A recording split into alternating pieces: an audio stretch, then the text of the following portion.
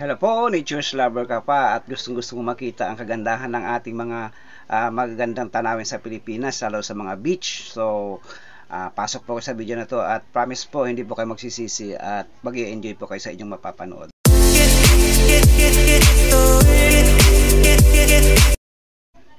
Hello, good morning po sa ating mga paps. So, sa araw na to ay ipapanood ko sa inyo yung video sa sa La Union. So, na-blessed po tayo dahil naarkila po tayo sa papuntang La Union. So, ang umarkila po sa atin ay galing po sila ng Japan. So, actually, yung mga kliyente ko na to ay datihan ko na silang kliyente. So, marami sila ng mga nasiserbisyuhan ko papuntang sa iba't ibang lugar sa Pilipinas. So, mayroon po mga foreigner and mga Pilipino rin po. So, isa po yan sa mga pinapasalamat natin dahil meron po tayong mga customer na ganito. So, nire-refer po tayo ng ng mga nasiserbisyuhan natin. So, dumadami po yung ating mga customers sa bilang driver po ng nagpaparent ng isang van. So, napakaswerte po natin dahil marami sila nag-refer para magkaroon tayo ng trabaho. So,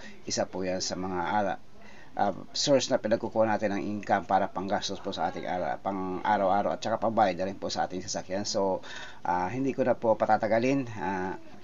Puntahan na po natin yung beach, yung La Union. Sa pagkakataon to, La Union po yung ating pupuntahan. Promise po mag-i-enjoy po talaga sa view. Ang ganda po talaga ng La Union. So, enjoy po sa panonood. At kung halimbawa naman po, hindi pa kayo nakakapag-subscribe, so subscribe na rin po si Kuya Manny Channel. So, promise po marami po tayong matututunan at hindi lang tayo matututo sa mga delivery services, kundi mabubusog pa yung ating mga mata sa panonood ng ating mga iba't ibang lugar na napupuntuhan. So, ayan po. Ayan, tunghayan natin ang La Union ngayon, mga kabrum-brum, mga kapaps. Ayan, isa po yan sa mga beach sa La Union. So, makikita niyo sobrang ganda ng beach, diba?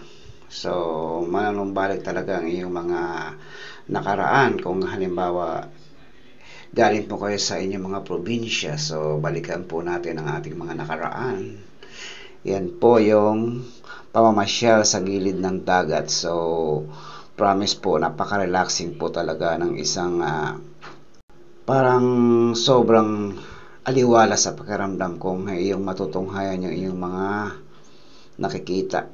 So, isa po yan sa mga dinarayo. So, dinarayo ng mga turista dito sa La Union. So, nakita ko po na napakaraming mga turista galing sa iba't ibang panig ng bansa para matunghayan lamang yung tanawin na yan. So, isa po tayo sa mga na-blessed para makita yung ganyang view. So, blessed po tayo dahil naarkilap po yung ating van at tayo po ay nag-overnight ng 2 days at 1 night lang naman dyan, 2 days and 1 night. So, nag-stay po tayo dyan ng 2 days and 1 night. So, sulit naman yung ating pag-stay. So, blessed po tayo dahil medyo mabait yung ating mga kaibigan na umarkila. So, mga foreigner po sila, galing po sila sa Japan. So, yan po, ikasama-sama namin tinitignan yung ganyang tanawin. Nakaka-relax. So, medyo maalon nga lang, sobrang lakas ng alon kaya hindi kami pinayagan mag-surf. hindi kami pinayagan mag-surfing. So, ayan, hanggang tampisaw lang muna sa dagat, sa gilid. So, tampisaw lang muna sa alon. At bawal na bawal daw kung lumusong yung mga hindi doon lokal. So, ayan po, nakikita nyo naman napakaraming mga naglalakad sa dagat. So yan yung dagat na sobrang puti ng mga alon. Sobrang ganda talaga, nakaka-amaze talaga ang ating nature. So, isa po yan sa siguro na dapat nating ipagpasalamat sa ating nature dahil sobrang blessed niya. nabiblessed po tayo. So, enjoy po natin yung ating tanawin. Napakaganda. So, yan lang. Yan lang po masasabi ko. So, enjoy nyo po yung yung view. Comment po kayo sa baba kung saan-saang beach na kayo nakarating, saan-saang beach na kayo napunta, at ano yung mga paborito nyong beach na puntahan. Kasi ako, so far ang napupuntahan ko pa lang yung nagkaroon na ako ng chance na makita yung mga island namin doon sa Masbate. So yan po, isa po bagay na pinasasalamat ko dahil medyo blessed po tayo sa mga ganong karanasan. Nakakapunta po tayo sa iba't ibang klase ng lugar dahil nga po tayo ay naarkila yung ating van. So thank you very much doon sa mga umaarkila sa ating van, foreigner man yan o mga Pinoy. Maraming salamat po sa inyo. Kung hindi dahil po sa inyo, hindi po tayo makakarating sa mga ganitong mga magandang tanawin na pasyalan.